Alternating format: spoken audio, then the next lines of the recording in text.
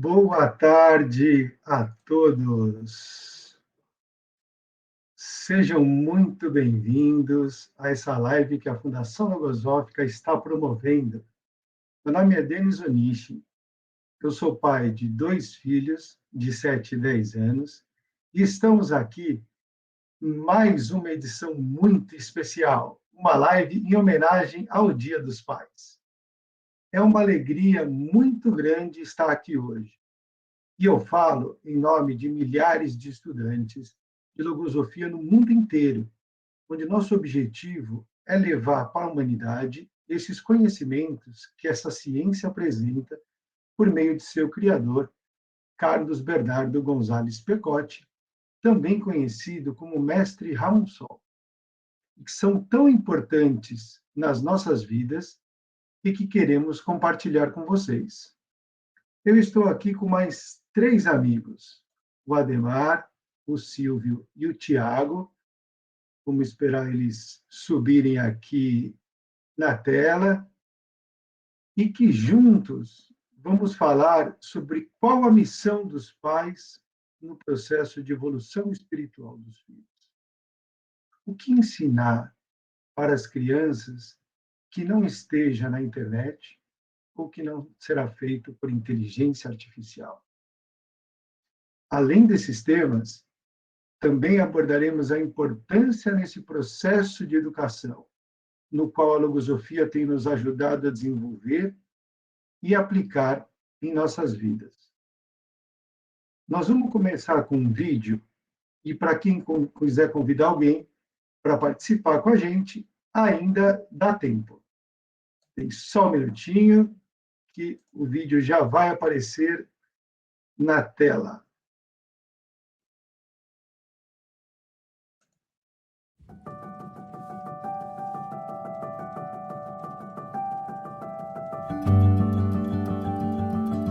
Quando eu era criança, eu fazia várias perguntas sobre a vida. Por que o céu é azul? De onde vem a chuva? Conforme eu crescia, eu fui respondendo a maioria delas. Mas tiveram algumas perguntas que, bem lá no fundo, me inquietam cada dia mais. Qual é o valor do tempo? Como ter mais tranquilidade? Como me adaptar a situações difíceis? Como ser um profissional melhor?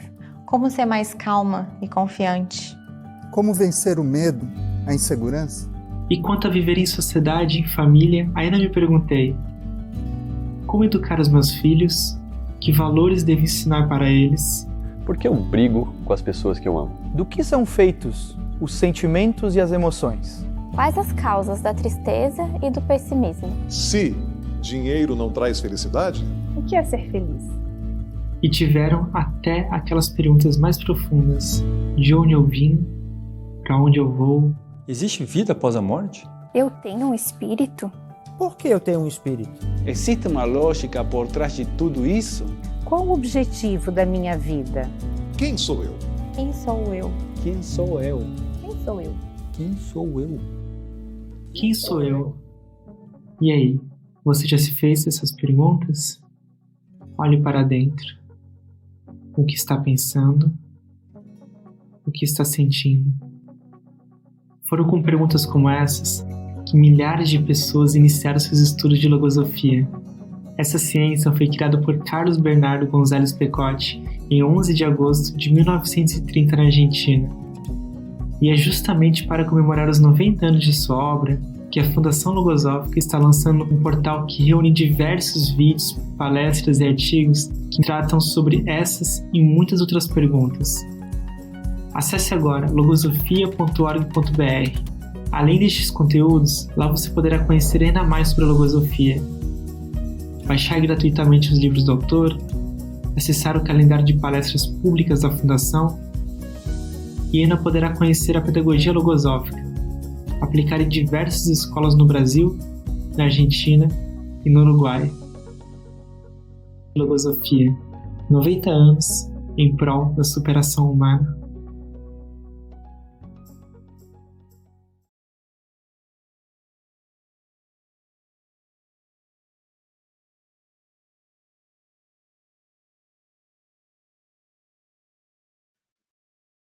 Cá estamos. Vamos lá. Muitas perguntas que vocês acabaram de ver no vídeo, mas eu tenho algumas perguntas para os meus amigos que estão aqui. Ademar, Silvia e Tiago, vocês se recordam de quando eram crianças, alguma vez o pai ou a mãe de vocês fez alguma ameaça para vocês pararem de fazer bagunça? O que vocês acham de criar os filhos com medo? Porque foi assim que a grande maioria das pessoas foram criadas, né? Para o pessoal de casa que está participando, que está assistindo e quiser participar, tem aqui na parte de cima da tela uma aba de perguntas que você pode escrever aqui e que a gente vai conseguir ver e poder interagir com vocês. Tá bom? Então vamos lá, meus queridos. Vamos começar. Boa pergunta essa, hein, Denis? Essa, acho que muita gente já passou por isso. Bom, antes de tudo, boa tarde a todos, né? Eu me chamo Ademar, sou pai de 2 meninos, do Tiago, que acabou de fazer 18 anos, e do Murilo, que tem 15 anos. Assim, é verdade que a gente, como pais, a gente sempre quer o melhor para os nossos filhos, mas a gente acaba limitado nas nossas atuações sempre pelos conhecimentos e pelos recursos que a gente tem. E aí eu tenho pensado muito que a experiência da educação não é uma coisa simples, é uma experiência muito dinâmica, porque precisa respeitar a realidade de cada filho, de cada indivíduo, né? Porque cada ser é um indivíduo e tem uma herança espiritual própria. Então, pensando nisso, não existe um modelo rígido, sabe? Tipo, faça isso aqui que dá certo. A gente precisa, na verdade, estar sempre pensando na melhor forma de atuar a cada momento, né? Em cada situação que aparece e de acordo com a realidade, individualidade de cada filho. Então, por isso é natural que a gente cometa erros, né? Por mais que a gente se esforce, é natural cometer erros, né? Que algumas situações eu até seja mais duro com os meus filhos. Mas o mais importante, pelo que eu tenho aprendido com a logosofia, é seguir alguns princípios. Ter esses princípios sempre presentes para orientar lá a minha conduta. E tem um princípio que eu penso que ele é fundamental na educação, que é o educar pelo amor. E não pelo medo ou por condutas rígidas, né, que inculcam e geram temor nos filhos. Eu procuro que o meu exemplo seja sempre o de respeitar a realidade de cada um, sem querer obrigar cada filho a seguir o que eu digo, mas sempre pensando em como ajudar eles, né, para que eles pensem por si só, para que eles se superem ali de forma inteligente em cada situação que a vida apresenta para eles, principalmente nas situações difíceis, né? Porque a vida realmente é muito dinâmica. Boa tarde, Denis, Ademar, Tiago, e a todos os nossos convidados. Eu tenho filho de diversas formas e idades, sabe? Eu tenho 2 filhos, 2 enteados, eles têm entre 16 e 33 anos, mas são cada um ao seu jeito. Todos os meus filhos, eu os amo. E quando eu penso em cada um deles e como eles são diferentes, eu também sou capaz de entender o conceito de individualidade como ensinado pela logosofia. Eles não são únicos somente em o corpo, né, que é o mais visível, mas também na sua psicologia, no seu espírito. E aí, eu faço a pergunta para os nossos amigos, né, que estão aqui nos assistindo. Vocês também não têm claro o entendimento de que cada filho é único, mesmo tendo sido educado no mesmo lar? E por que isso? Bem, coloca aqui na aba de perguntas que a gente vai trocando uma ideia, né? Uma das responsabilidades que eu entendi que me competia, ou seja, do pai, é a transmissão de conceitos morais. É como se colocar nessa vida, né, de relações, a retidão moral, fazer o bem, a honestidade, o cumprimento da palavra empenhada, a disciplina em buscar aquilo que se propôs, a honradez. Conceitos que eu acho que todos aqui hão de concordar que são bastante elevados e necessários. Mas como? E aí, como o Ademar trouxe, e o Denis também, tem que ser com amor, não pode ser com temor, né? Tem que ser com conhecimento, sensatez, a flexibilidade, não a rigidez. Afinal, né, cada filho é único e cada situação é única. A tolerância, a paciência, pelo exemplo e levando o filho à reflexão. Muito legal, Silvio. E você, Thiago? Oi, Denis, boa tarde a todos. Eu sou o pai do Renê, o Renê vai fazer 4 anos amanhã, e é uma alegria falar desse tema, porque quando eu descobri que ia ser pai, me veio essa pergunta, né? Poxa, mas o que eu devo ensinar para o meu filho que já não esteja no Google, já não esteja na internet, que não vai ser feito por uma inteligência artificial, ou que não vai ser respondido por um assistente virtual, né? Que, né, faz qualquer pergunta, já tem lá uma resposta, né? Então, qual que era essa minha tarefa por ensinar, né? E aí me surgiu essa preocupação, né, de como ensinar esses valores morais, né? E eu recordo certa vez eu estava conversando com um amigo sobre essa preocupação, que eu queria poder oferecer para o meu filho uma educação em que ele pudesse ser seguro para escolher o próprio caminho, construir o próprio destino. E com isso, né, a questão que eu queria muito ensinar a liberdade, né, dar opções para que ele pudesse escolher. E ela virou para mim e falou assim: Tiago, mas eu tenho essa preocupação também. Inclusive, eu sempre dou 2 opções para minha filha. Toda vez que vai atravessar a rua, eu falo assim: ou você me dá a mão, ou o carro vai te atropelar. E eu pensei, poxa, eu não quero que o primeiro recurso seja esse, né, do temor, né? Eu quero dar opções que ele possa realmente refletir, pensar e tomar fazer escolhas conscientes, né? Então me perguntei, né, que recurso seria esse? E esse foi um recurso que eu aprendi na logosofia também, de trocar o temor pelo amor, né, nessa educação, né? E eu queria ouvir de vocês também, que está em casa, né, que recursos diferentes do temor vocês conhecem ou têm utilizado, né? Que recursos fazem parte das experiências de vocês? Bom, Thiago, enquanto o pessoal de casa vai pensando, eu vou contar para vocês uma experiência que eu vivi que acho que fala muito sobre essa educação pelo amor, né? Uma vez eu estava na praia com os meus 2 filhos e mais um amigo deles, a gente estava jogando futebol, 2 contra 2, gol caixote.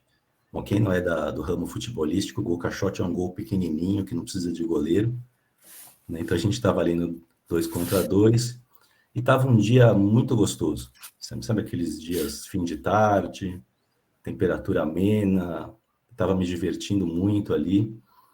E eles estavam se divertindo muito também. Estava tudo muito gostoso, né? E por um acaso do próprio jogo, eu e um dos meus filhos, a gente acabou ganhando a partida. A gente estava nem muito preocupado com isso, mas lá tinha uma contagem, a gente acabou ganhando. E aí o meu outro filho, que tem uma característica mais competitiva, ele acabou ficando transtornado, né? Ele acabou chutando a bola longe, falou que eu tinha roubado, que tinha sido falta, que não valia.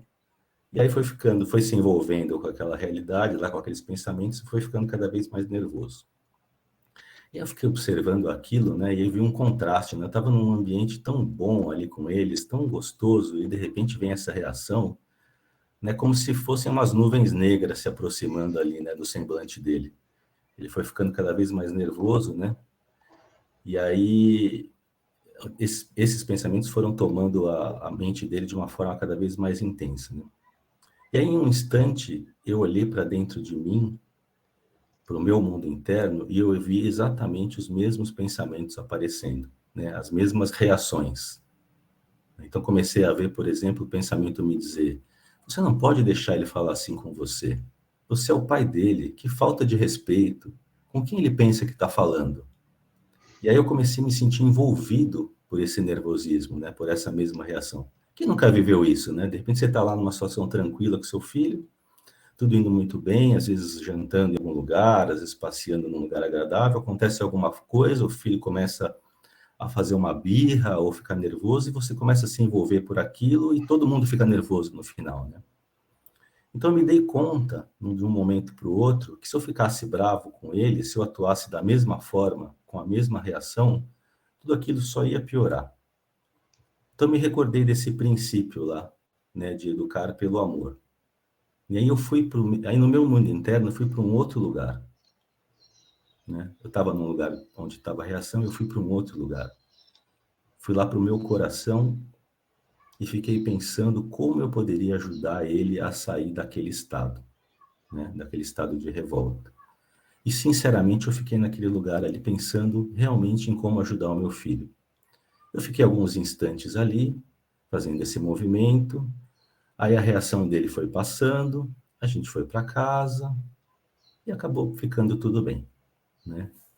Agora, o mais legal aconteceu no dia seguinte, né? Quando a gente já estava aqui em São Paulo, era domingo à noite, eu estava no meu quarto arrumando algumas coisas, né? Esse meu filho veio, né, sem falar nada, me abraçou e me disse: pai, me desculpe por ontem. Se desculpando lá pela reação que ele teve, né? Na hora eu fiquei emocionado, retribuí o abraço dele, né, naturalmente. E aí eu fiquei pensando, né, por que tinha acontecido isso, né?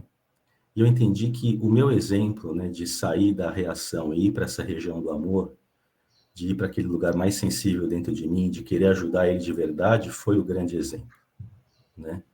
Esse exemplo fez toda a diferença na experiência. A mudança que eu realizei no meu interno, mudando o curso daquela reação que acontecia dentro de mim, foi a chave, né? Porque se eu continuasse naquele estado, tudo ia acabar. Todo mundo ia ficar nervoso e tudo ia acabar mal. Mas eu dei a ele um exemplo de que eu posso mudar a minha conduta, né? E foi essa minha própria vontade, mudando o estado que eu estava, que acabou mudando todo o curso da experiência, né? E aí eu percebi que a experiência de nutrir esse amor com os filhos, de estar com eles sempre presente, que é tão importante, né? Nossa, Ademar, esse ponto que você trouxe é muito legal, cara. A própria conduta, ela é fundamental nesse processo. E estar consciente dela, eu acho que é o fator primordial na educação. Por exemplo, eu já falei com as crianças, não grita, gritando. Alguém já fez isso? Já fiz várias. Será que isso adianta? O que eu venho aprendendo é que se a gente não for o exemplo, o protagonista nessa educação, o YouTube vai ser, a inteligência artificial vai ser. Agora, Tiago, você falou que você tinha aprendido outros recursos. Você consegue dar um exemplo aqui para a gente? Consigo, e eu aprendi muitos recursos agora na live também. Ó. A Laís falou que não tem filhos aqui, mas que além do amor, né, os pais sempre deram muita paciência, né? Aqui o Lapa falou, o José Carlos Lapa falou que o amor é o principal elemento. A Eliane falou que buscar fazer com alegria, com gosto. Então, aqui tem vários recursos que eu aprendi agora, nessa live, né? Mas o que eu destaquei para trazer é o seguinte. Na logosofia, eu aprendi que para tudo há soluções, mas que nós devemos buscar as mais felizes. E as mais felizes não são as mais fáceis. Isso eu descobri também. Então, sem entrar muito no mérito da nutrição, é claro que preparar uma refeição saudável é muito mais trabalhosa do que abrir um produto industrializado. Porém, o benefício está na saúde que tem aquele alimento, né? Então, é a mesma coisa. Esses recursos, eles não estão prontos, eles não estão de fase. Eles surgem à medida que eu me esforço em buscá-los e buscar essa alternativa feliz. Então, aconteceu no começo desse ano, meu filho ele é apaixonado por dinossauros, né? Então, tudo dele é dinossauro, ele sabe aí pelo menos uns 50 dinossauros, ele ama, ele gosta muito. E ele viu um vídeo, em um desses momentos que o YouTube foi protagonista, e viu lá um brinquedo de montar que tem coisa aí de 1.800 peças. E claro que não é um brinquedo para a idade dele, porque ele sozinho não é capaz de montar. E aí, aí ele falou, pai, eu quero o T-Rex de muitas peças. Ele viu que tinha muitas peças, papai, eu quero o T-Rex de muitas peças. E qual foi o meu primeiro recurso? Enrolar.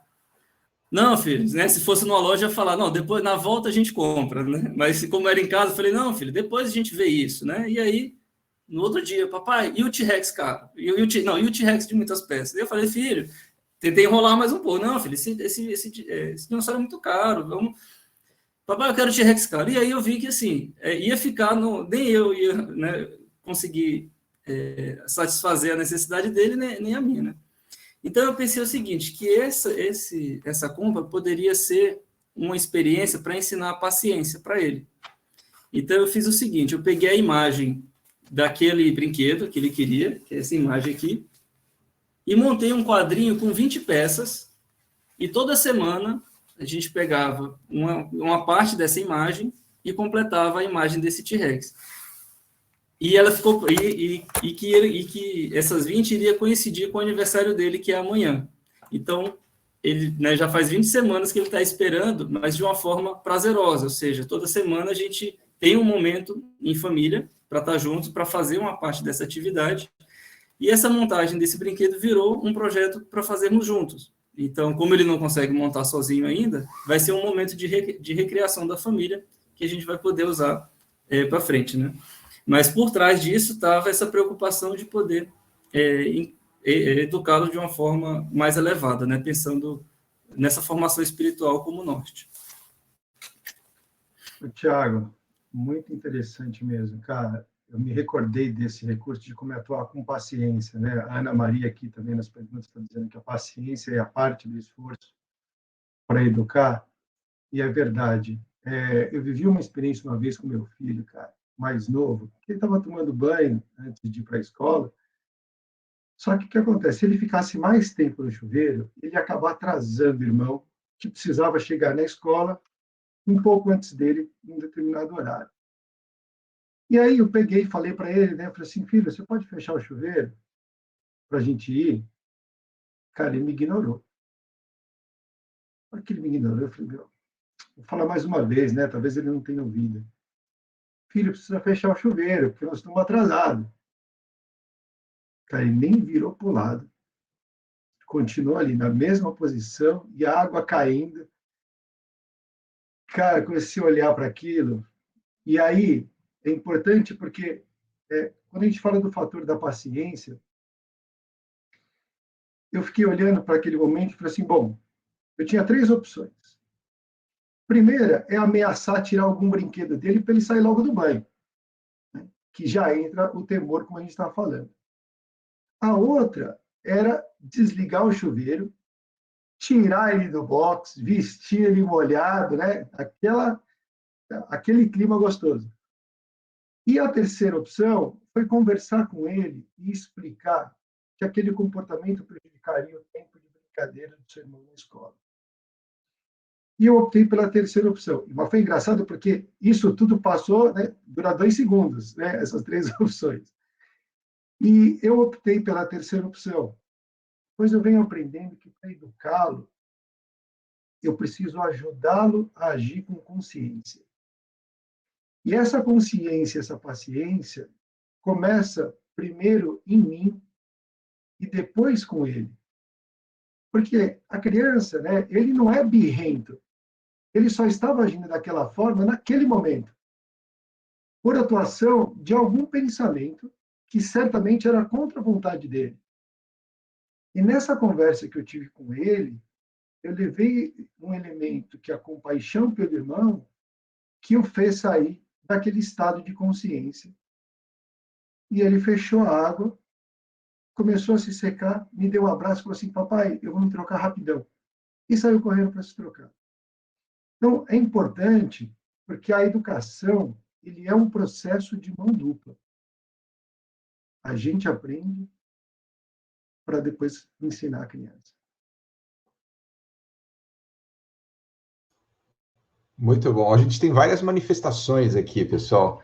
Da Laís, da Ana Maria Franco, do Edson, da Liliana, do Charleston, o Dárcio.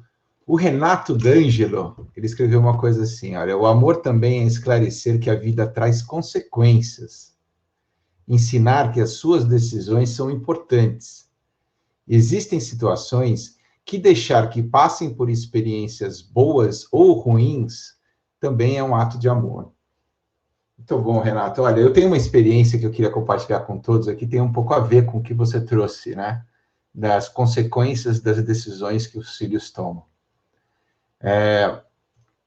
Então, um dos meus filhos, ele disse que ia dormir na casa de um amigo, e, na verdade, ele foi para um lugar na cidade, um local na cidade, né? Um lugar daqui de São Paulo, que é quanto perigoso, sem o meu consentimento, sem o da minha esposa, né? Claro, ele não tem 4 anos igual o René, não, mas ele fez uma coisa sem o consentimento dos pais. E quando ficamos sabendo do fato, nós nos perguntamos, né, eu e a minha esposa, nós somos ambos estudantes de logosofia, o que fazer numa situação dessa? Como nós que somos preceptores, aqueles que são encarregados da educação de uma criança, de um jovem, né, guiar, como a gente pode guiar os passos, como fazer dessa situação algo que seja duradouro, né? Porque foi uma experiência importante, né? Então, o que eu devia fazer? Dar um chilique? Né? Ser enérgico com as palavras, né? Que o deles aí, como o deles mencionou, né? Gritar, dar um sermão, colocar de castigo, arrancar o celular. Imagina, né? Arrancar o celular hoje em dia. Ou então relevar o problema. Vamos fingir de morto aqui. Afinal, nada de mal aconteceu, vou ter uma conversa, vou só falar que, poxa, tem que ser responsável. Mas, afinal de contas, a gente não quer a independência, a autonomia do filho? Ele teve iniciativa. Eles querem ter liberdade, é uma coisa legítima, né, como seres humanos. Eu tenho que respeitar isso. E aí a gente entendeu que experiências elas devem ser, né, aproveitadas para ganhar conhecimento para a vida toda, como eu disse pouco a pouco, né? E então, e para isso, né, a gente tem que observar o que aconteceu. Então, a gente colocou ele para refletir, né, sobre o que levou a descumprir um compromisso que ele tinha com a gente, com os pais. E aí, com os recursos que a gente tem, a vasta bibliografia da logosofia, a gente pediu para que ele estudasse sobre o que é a confiança e que nos trouxesse uma compreensão sobre o conceito. E é interessante notar que durante todo esse processo eu percebi que o filho tinha ficado incomodado por ter faltado com a gente. E aí ele entendeu que a quebra de confianças tem consequências. E que agora a gente tinha que agir com ele de uma forma diferente do que a gente agia antes. Como é que ele quer estudar fora da cidade onde a gente mora? Como é que a gente vai permitir que ele more sozinho se a gente não tem confiança? E se ele vai estar fora de perigo? Então, a gente utilizou esse exemplo como um projeto importante para ele, para que ele entendesse as consequências de quem descumpre com a palavra empenhada. E sabe, essa também foi uma experiência muito importante para mim, né? De vida aquela mão dupla, né? Que o Denis mencionou. Pois aí eu não senti raiva, né? Eu senti amor. Eu entendi que a educação deve levar à reflexão e ao conhecimento e à consciência. Tudo isso com muito amor. Foi uma experiência bem legal. Bem legal, Silvio. Muito, muito rica essa experiência, cara. Eu lembro que quando a minha esposa estava grávida do meu primeiro filho, que o meu irmão, que é mais velho que eu, ele já tinha 2 filhos, ele chegou para mim e falou assim, quando o seu filho nascer, você vai entender o que é o amor de pai para filho. Você vai sentir um amor que você nunca tinha sentido antes. Aí eu olhei para ele e falei assim, não, eu já sei o que é o amor. Eu amo os meus pais, eu amo meus irmãos, eu amo você que é meu irmão, eu amo a minha esposa. Eu já sei o que é amor. Ele falou assim, não, cara, você não está entendendo. Você vai descobrir o que é o amor de pai para filho, que isso não existe para você ainda. Bom, dito e feito, né? Quando nasceu lá meu primeiro filho, eu me vi tomado por um amor que eu nunca tinha sentido antes. E de onde veio isso? eu pensei, né, por que esse amor se manifesta em nós quando nasce um filho? E aí eu refleti um pouco sobre isso e entendi que essa manifestação desse amor é, na verdade, um mecanismo divino. É o amor de Deus, né, que se estende por toda a sua criação, onde os filhos viram pais um dia, e ao se tornarem pais, sentem esse mesmo amor que foi responsável pelo cuidado que receberam dos seus pais, e assim sucessivamente. Então é um mecanismo que permeia esse amor por toda a criação. E aí dentro desse mecanismo divino, eu percebo que esse amor nasce principalmente da pureza e da inocência que a gente percebe nas crianças. Uma pureza que vem do espírito de cada um de nós e que se manifesta de uma forma mais ampla nessa fase da nossa vida, de uma forma mais livre, né? Porque na infância o espírito individual se manifesta de forma natural, né? De forma mais livre. E é responsável por a gente sentir essa pureza que, na verdade, toda criança transmite para nós. Bom, e atualmente eu tenho basicamente uma única preocupação na educação dos meus filhos, que eu entendo que é o ponto vital para que eles vivam como seres humanos melhores e que sejam verdadeiramente felizes. Que eles entendam qual é o verdadeiro significado da vida humana. Que eles entendam a transcendência das nossas vidas para a nossa evolução espiritual. Porque eu sei, né, fui aprendendo com a minha própria experiência, que quando a gente alcança a consciência desse verdadeiro objetivo da vida, né, da nossa vida humana, acaba se manifestando uma harmonia em todas as áreas e campos da nossa vida. Parece que tudo vai se alinhando embaixo desse grande objetivo. Bom, como a gente apresentou hoje para vocês, né, com tudo isso que a gente apresentou hoje para vocês, eu tenho certeza que vocês querem saber um pouco mais sobre o que é a logosofia, sobre o que é a pedagogia logosófica, que a gente aplica às crianças e às adolescências. E para isso a gente vai ter um workshop imperdível no próximo dia 1º de setembro, no comecinho do próximo mês, que é uma quarta-feira e vai ser às 8h30 da noite. Inclusive, agora vai aparecer uma pequena janelinha para vocês, né, para vocês se inscreverem já gratuitamente nesse workshop. Tá bom? Olha que legal os temas desse workshop. Módulo 1, Vida e Destino, conceitos que regem a vida. O módulo 2, O Mundo Interno, recursos para conhecer a si mesmo. E o módulo 3, O Caminho da Evolução Consciente. Conseguir que as gerações futuras sejam mais felizes que a nossa será o maior prêmio a que se possa aspirar. Não haverá valor comparável ao cumprimento dessa grande missão, que consiste em preparar para a humanidade futura um mundo melhor.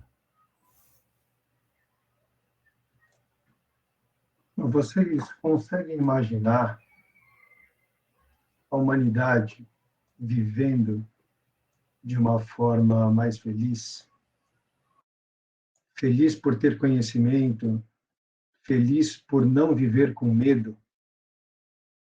A forma como educamos hoje, ela tem um impacto muito grande em como essas gerações vão se comportar no futuro. E por falar em futuro, eu gostaria de fazer mais um convite para vocês. Deixa eu só... No próximo sábado, nós faremos uma live para adultos e crianças, com cine, teatro e música, para o lançamento do livro A Preguiça Não Mora Mais Aqui. Esse livro faz parte de uma iniciativa do Amanhã Gente Grande, um projeto sem fins lucrativos, apoiado pela Fundação Logosófica. Vai ser no próximo sábado, às 16h30, na página do Amanhã Gente Grande, dentro do YouTube.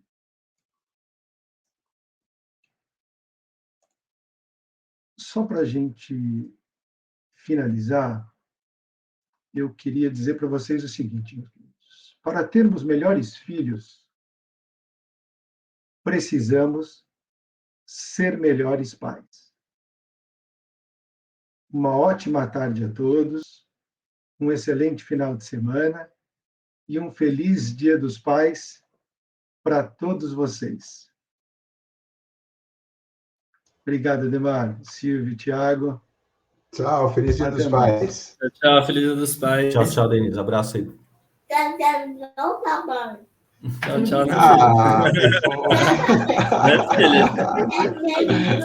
Já terminou. Ai.